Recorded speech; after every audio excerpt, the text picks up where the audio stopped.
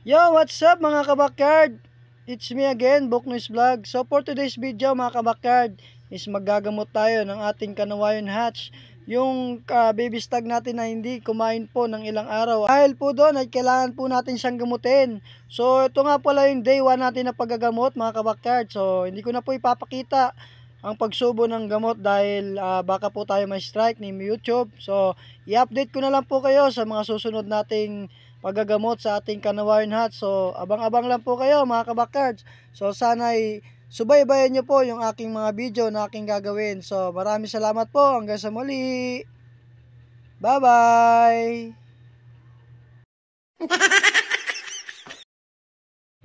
So welcome back ulit sa ating day 2 ng paggagamot mga kabakyard. So sasabihin ko na po sa inyo kung ano po ang ginagamit nating panggamot sa ating alagang baby stag. So ano nga po ang ating ginagamit? So yung ginamit po nating gamot sa kanya is yung Solpar QR at yung Doxilac. So ganito lang po ang pagbibigay ng gamot mga kabakyard. Sa umaga is yung Solpar QR. So pagdating ng hapon ay ibibigay din po natin yung Doxilac. So yun lang po ang ating alternate ng paggamot sa ating alagang stag. So sana po ay maging okay po siya sa mga darating pang araw. So yan, hanggang dito na lang po muna. I-update ko lang po kayo sa next day po ng ating paggagamot. So yun lang po, maraming salamat. Bye bye. Ingat. The next day.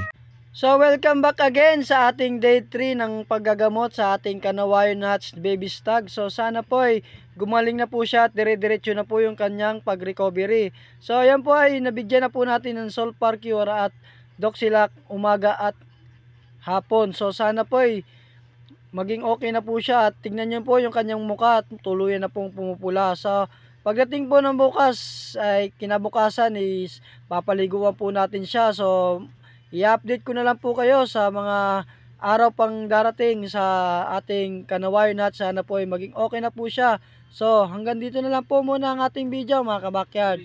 Maraming salamat. God bless at ingat. Bye bye. The next day. So good morning mga kabakyard. Ayan na po yung ating Kanawayon Hatch na ginamot. Ayan o. Ayan po siya mga kabakyard. Okay na po siya. Papaliguan po natin siya mamaya. Ayan.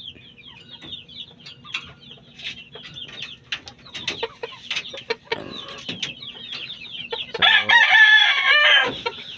ang ginamit ko pong gamot sa kanya yung Solpar QR, tapos yung yung Doxilac. Yan.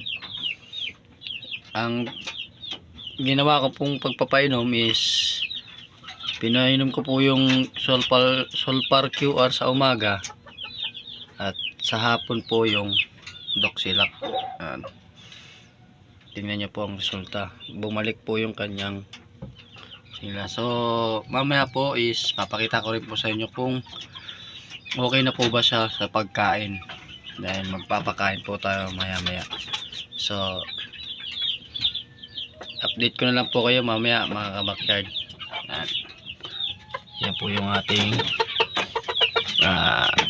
ginamot ng 3 araw kasi biglaan po siyang nanghina at hindi ginanahan kumain. So ayan, mamaya na lang po mga kabakyard. 10 minutes later. So ayan na nga mga kabakyard, kitang kita nyo naman ang ating Kanawayon Hatch. Okay na po siya sa pagkain. Tingnan nyo mga kabakyard oh. Bumalik na po yung gana niyang sa pagkain mga kabakyard. Sana po ituloy-tuloy na po yan. So mamaya po is papaliguan po natin siya pagkatapos niyang kumain. So yun lang po ang ginamit kong gamot sa kanya mga kabakyard, yung Solpar QR at yung Doxilac. Dahil napakamabisang pangtanggal ng mga sakit at sipon or mga lagnat, dahil ang Ang Solpar QR is antibacterial at pwede ring gamitin sa mga naglalaway-laway ng mga manok, yung mga dinadapuan ng mga peste. Yan, pwede. At syempre, parisan nyo na rin po ng Doxilac. Dahil ang Doxilac po ay meron din pong antibacterial.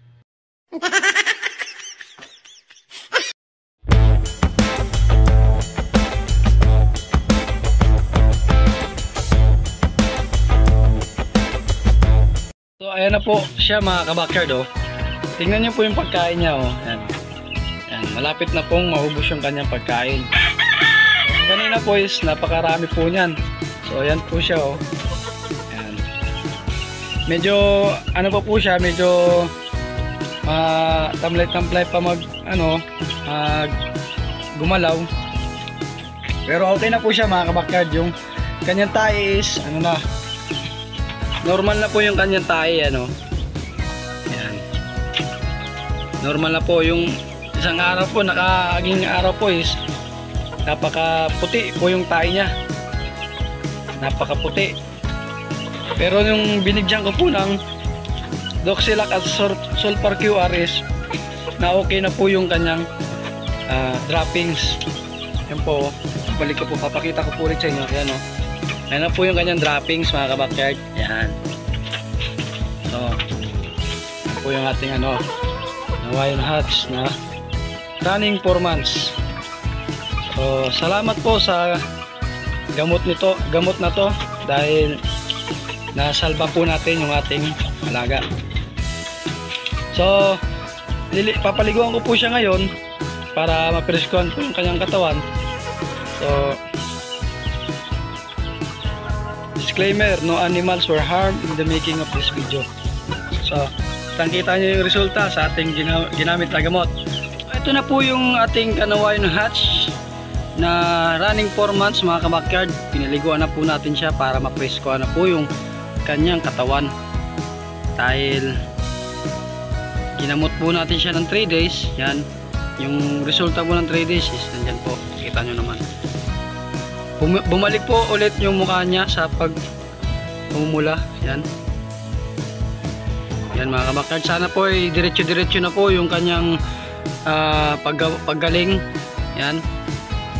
Sana po ay diretso-diretso na po mga kabakyard dahil napakasayang po kung siya ay ma-damage lang. So, siyempre talagang bigyan natin ng pansin yung ating mga alagang manok dahil doon lang po tayo nakapokus dahil yun po ang hilig natin. So kailangan po natin pagfokusan at mahalin natin ang ating mga alaga. So yan mga kabakyard, magandang araw po at maraming salamat po sa inyo.